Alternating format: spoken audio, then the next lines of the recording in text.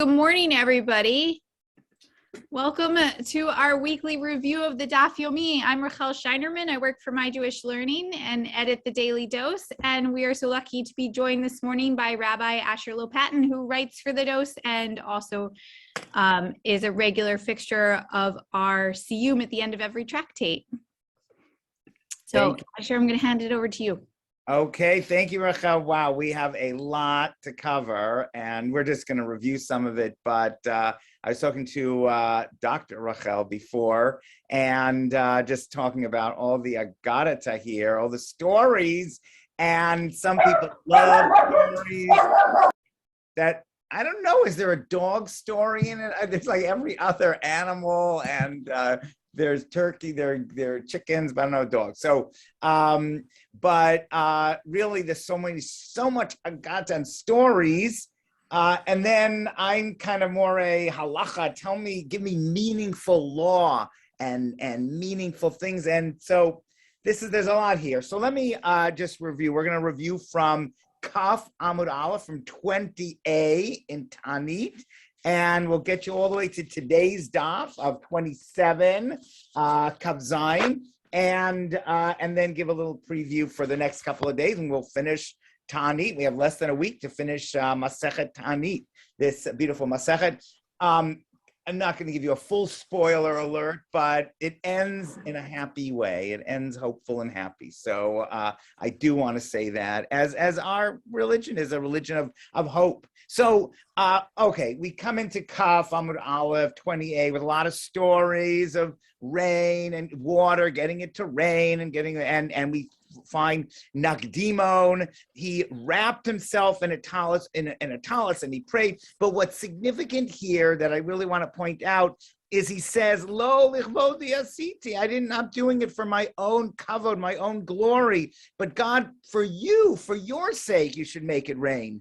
Right away when he says that, when he takes it away from his own selfish benefit and makes it into either something for God, and we'll see later on, it's not just for God, but it's not just thinking about yourself, that's when rain comes. And it's such an interesting, I think that the character, the sense of ethics and morality runs through this. So it's amazing that Nakdimon is in an important place. He's one of the people that not only did it rain, but the sun stood still and came out, and he and Yehoshua and Moshe.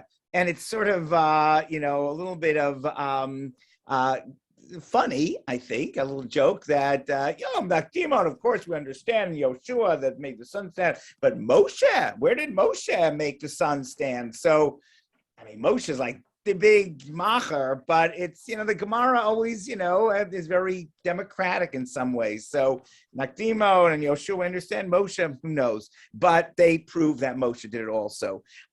There's a whole question of too much rain and too little rain is not so good. And then there's a great discussion still on Kaf Amud Aleph about different verses.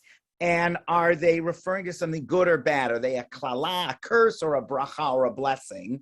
And that's kind of a theme that runs through some of these pages about rain. Is it always a blessing? It's not always a blessing. And, we'll come back, touch on that a little bit. Can you pray for it to stop or not?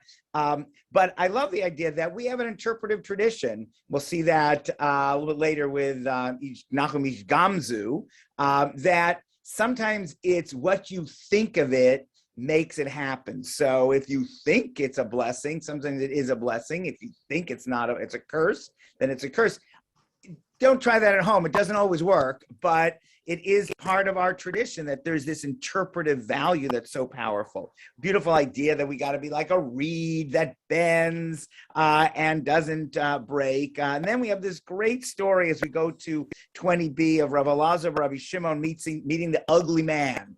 And the Gemara is so self-reflective that we're so, he looks down on him and he says, why are you so ugly? It sounds like Curb Your Enthusiasm. I'm such a fan of Curb Your Enthusiasm, except Larry David, except that Rabbi Elazar, Rabbi Shimon is punished, is criticized, and feels terrible that he was so nasty because this ugly man is a great Talmid Chacham and everyone respects him.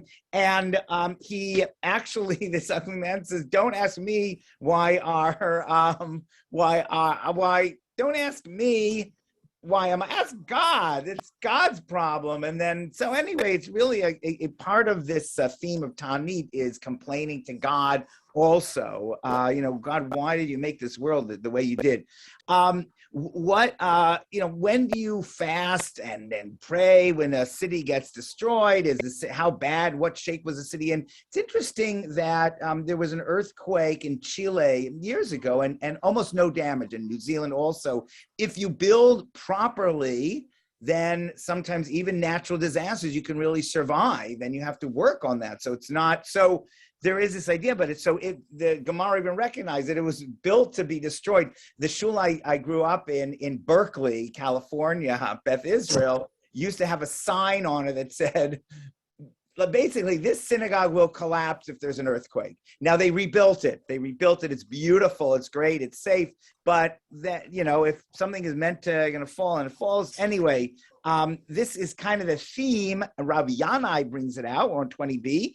Le'olam al yamod adam b'sakana.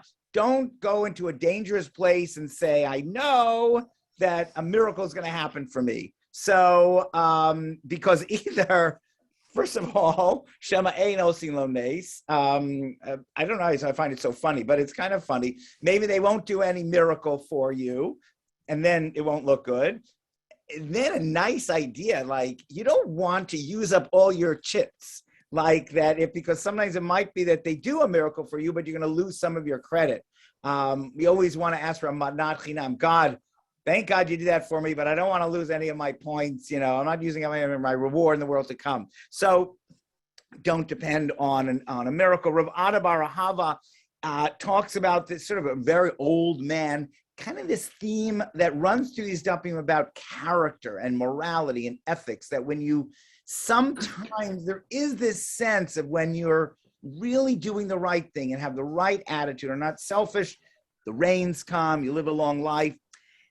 Going back to that interpretive, it doesn't always, tragically, we know it does not always work out that way, but there is this kind of theme. We talk about the bottom of Kafa Amud Bet 20b about avoiding dangers, and then we get to a really interesting theme on 21a about this idea of learning Torah all the time versus getting out into the world and getting a job. So Rabbi Yochanan versus Rav Ilfa. Ilfa actually means to learn, to study, so like ulpan. So it's great that, there is this theme in the Talmud of just learn Torah, and that's all you need. And it comes up again and later on in some of these dapim that we've been studying in Ta'anit, these pages. I don't know, but Rav Ilpa says, no, you can get a job. And the great thing about Rav Ilpa, he's like the hero of modern orthodoxy, of Torah Umada, because he says you can work and you can also know more Mishnah than anyone else. So he proves himself. It's great. Okay, then we get to Nachum Ish Gamzu, and Rachel can talk about this more and loves him, or not loves him because she thinks he's great, but loves him. He's problematic. He is problematic. Oh my gosh, there's a lot of time spent on. Oh, sorry, it wasn't Nachum. Sorry, it was Choni Amagel we're talking about. But Nachum Ish Gamzu, this great man that Gamzu Latova, he always says always for the good, but he started out not such a good guy, right? He became blind and lame and filled with boils because he was not quick enough to save someone's life. Oh my gosh, when someone's suffering, you got to be quick, and sometimes we're just not quick enough. So he wasn't. I love this kind of also theme, like how bad can it get? I mean, that's one of I talk about Job. Well, I'm blind. It's terrible. I'm lame. That's even bad. But I have boils. Oh, you just have boils. I have this. So it's really bad for him. But he has this great attitude. And we go back to that theme of interpretive tradition where, yes, Nebuch, the jewels get stolen, but it's replaced with dirt. But then, yay, the dirt is like dirt from Abraham. So it helps the king become victorious and he's rewarded. So dirt, as long as you have the right attitude, dirt are just as good as gems. And if you're the wrong attitude, dirt with the guy that stole the gems that uses the dirt and is killed because it doesn't work for him. It only works for Nachum Ish Gamzu. Getting back to that theme, I've probably mentioned it before. Life is Beautiful, the movie Life is Beautiful about the Holocaust, which is I think an amazing movie, but troubling, because you can't make the concentration camps into an amusement park. And that's what he tries to do for his son. But it is this theme of the Jewish tradition of, well, we lost the gems, we got the dirt, it's still going to work out well as long as you have the right attitude. And this is troubling. This is not easy, but this runs through the Talmud and through all these stories of rain and everything like that. The bottom of 21a, really interesting it goes back to the Mishnah. And I feel bad that I'm not reading all the chats, but I keep chatting and chat amongst yourselves. And the bottom, which talks about how much of a tragedy is a tragedy. How many people have to die relative to the amount of people that live in the city for it to be a tragedy that we should blow shofar and we should fast. And, I find this so compelling, and it's so difficult also because any loss of life is so painful, but sometimes when you're dealing with, especially with world politics, we're not going to get into politics in the next 18 minutes, but Gaddafi, how cruel he was, or Saddam Hussein, or something like that. And then you see, well, let's knock him off because he killed someone. It's terrible. And then you get hundreds of thousands of refugees and hundreds of people dead. And so the rabbis in the Mishnah and the Gemara go through it like, we got to be really cold about this. Like, how many people have to die in what amount of time to really make it a real tragedy. So something to think about. These are all really tough issues, and the Talmud is for us to discuss. It's a discussion. It's a textbook. It's not coming out with decisions a lot of times on our attitudes, but it wants us to think. Then we get this beautiful thing about modesty again on 21b, about Rabbi Yossi, who says, it's not where you are, it's who you are. God, love that. Proof from Har Sinai, which is great. Then I love it that we move into the little guy that saves the world, that it's not Rav.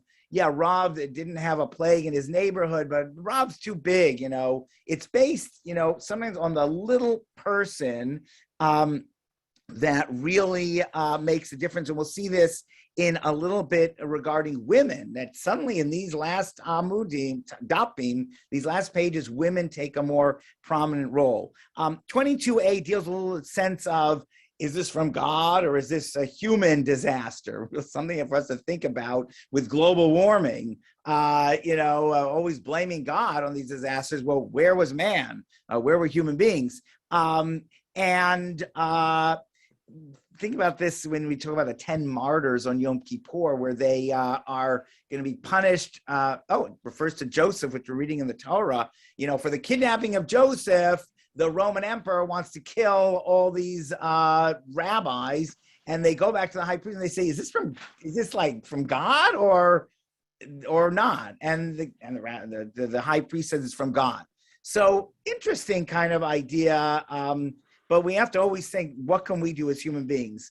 The bottom of 22a talks about, we don't want any kind of warfare, good warfare, bad warfare, cherev, the good sword, the bad sword, it's all bad. And we talk about 22b, about this sad story of Yoshiyahu, that he lets he doesn't want the Egyptian king to come through his land, and Yoshiyahu was such a good king. Oh my gosh.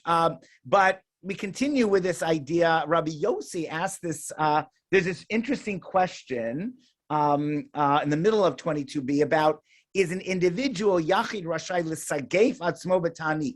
Is an individual allowed to say, things are terrible, I'm going to fast? Rabbi Yossi says, no, that's like self-indulgent. It's not fasting for your health or, whatever, but if don't put yourself in a position of suffering too much, because I love this. Here we go. Another funny moment. Shema yitzarech labriot ve'en abriot merachamot alav. Let's say, if you're so self-indulgent, I can't do this, I can't work, I can't eat, I can't do anything, then maybe people will say, well, not have Rahmanas on you. They'll say, go do this. Why did you have to do this on yourself? Now, of course, the rabbis are probably not, we're not talking about someone who suffers from depression or something like that, but it just shows that sometimes this self-flagellation is not something that all the rabbis think is okay. And it's something to look into. Great idea. Question of is when is too much rain? We always know that there's always a problem of something too much rain. We talk about fasting for too little rain, but too much rain. Well, so the distinction is in Israel, they can't have too much rain. I mean, we do know that there are tragedies that came with some floods that always come, but that's kind of the idea. But in Galus, in the diaspora, definitely can have too much rain. So that's sort of where they divide it. Nice idea that ideally it'll rain on Wednesday nights and Friday nights after we come home from shul. So talks about that and talks about like there were the days of Shimon ben Shetach. There were just wonderful, wonderful times. Then, 23, we get into Choni Agel and Dr. Rachel talked about loves struggling with him, and all I want to say is that for all his miracles and powers and all that, getting it to rain and complaining to God, Shimon ben Shetach, by the way, he's this great moral authority. Also, it talks about you have to worry about the whole world, not just the Jewish world. Shimon ben Shetach said, you did the wrong thing. We don't like miracle workers so much. But what can I do? He says, you're too powerful. God loves you. So we get then 23b, we get into Abba Chilki, who's Choni's grandson. And then I love, this is so important, maybe the most important part of Ta'anit, talks about the women who were answered first. Before their important husbands, it was the Mizavita Devetu, the wind that came from the direction of his wife. That wind was a wind of rain and clouds of rain, because she was answered first, because now, this is a woman in the house, but she would give the bread to poor people. That's what made the difference. So again, it goes back to the sense of the Talmud really believes that if we have a moral society where people are giving bread to the poor and really care for each other and are not selfish, things are going to work out. That's really what they feel. Interesting, a fascinating story that is attributed to an anonymous woman here, but in Brachot, if you remember from Brachot 10a, it was attributed to Bruria, the famous wife of Rabbi Meir, that the rabbi here says, I had bad neighbors. Nebuch, we all have bad neighbors. We live in a lovely neighborhood. Everyone's nice, but we've had bad neighbors. And so the rabbi prayed that they would die. These rabbis, they play for keeps. But his wife says, Baya Rachame Hadru. His wife prayed that they should do tshuva, they should repent and become good people. And that's, of course, in Tehillim, Yitamu Chataim, it says sins should be erased from the earth, not sinners. So, more on 24a, beautiful ethical moral stories of getting it to rain. Interesting case where the Rabbi Yochanan and Rabbi Reish Lakish were not informed that a fast was declared by the Reish Galuta, by the head of the Beinisia. The Nasi in Israel, the head of the Jewish community in Israel, declared a fast and didn't tell Rabbi Yochanan and Reish Lakish. So there's some politics going on there. Reish Lakish and Rabbi Yochanan said, we didn't even know. We weren't able to take it on early. But in the end, they say, we're going to do it, but it's not effective because it was a political thing. And so again, it's got to be from a moral, good point of view, unselfish point of view, done in a nice menschlich way. and then you can ask God for rain, expect it, but otherwise not. Then we get a lot of stories about when it rained and it didn't rain. We're on 24a. Rabbi Yehuda Nasi made a whole fast. Nothing happened. Good old Rabbi Ilpa, just prayed and said, Mashiva Ruach Geshem. Boom, it started raining. So the little prayer sometimes, not the big, fancy, showy thing makes it rain, but sometimes just a little prayer of someone makes it rain. Now, there is on 24b, this whole idea of the power of the rabbis and just learning Torah makes it rain. Again, this is like a Talmudic theme there, just don't worry about the world, just learn Torah. And we see this in Israel today. I'm a Zionist. I think you gotta, roll up your sleeves, go to kibbutz, build a state, but there definitely is this direction in the Talmud of just learn Torah and the power of the Torah. So got a lot of miracle stories, and sometimes it does rain and sometimes it doesn't rain, and dreams are big on Kaf Dalet Amud Bet on 24b. Then towards the bottom of 24b, I love this idea of zero-sum game, right? Sometimes it could be like, if I get it, I get some. If I get rain, I need rain, then maybe it's bad for you. And if you don't need rain, let's say you're walking, you're a traveler, and you want it to be a lovely day, you're on vacation in Israel, you want it to be a lovely sunny day, and that doesn't work well for people that need rain. So the high priest, Hanina ben Dosa, made this prayer and said, when he was traveling, he kind of was able to make it not rain and rain to suit himself. But it's, the high priest used to say,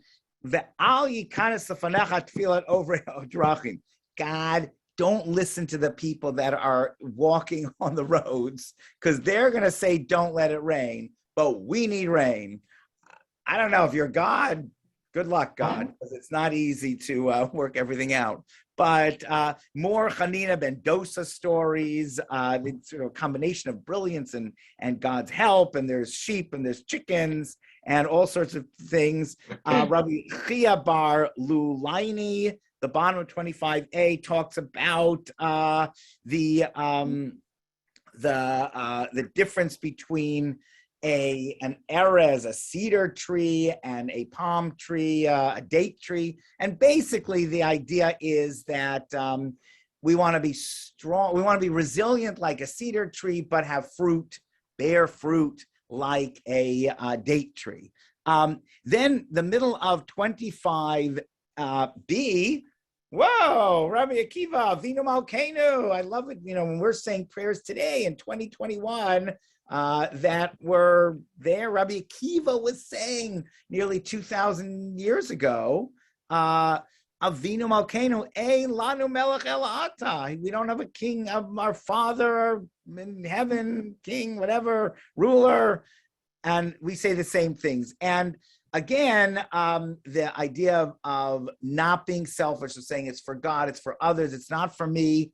The person on 25b that says, Zem avir al midotav, the one that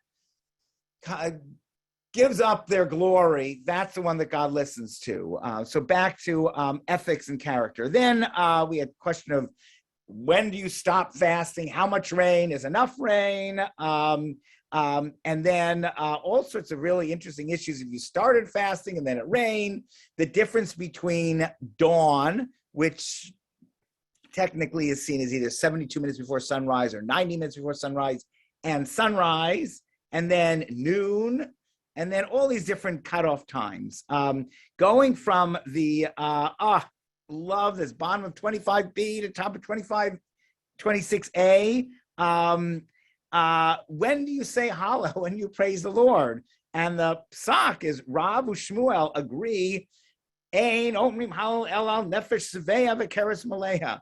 When do you praise God? Like it starts raining and all that, on a full tummy.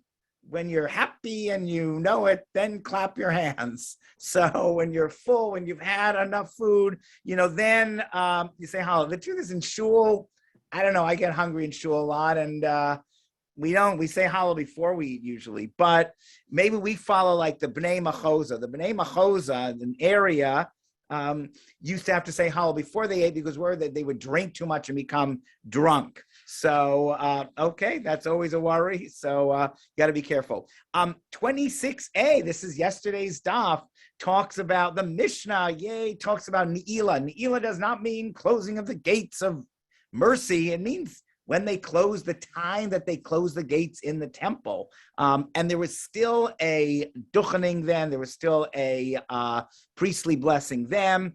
And then it gets into what I find very powerful. It's the participatory nature of the sacrifices, because there were divisions of priests and Levites, but all of Israel had ma'amadot. These are la'amod, to stand.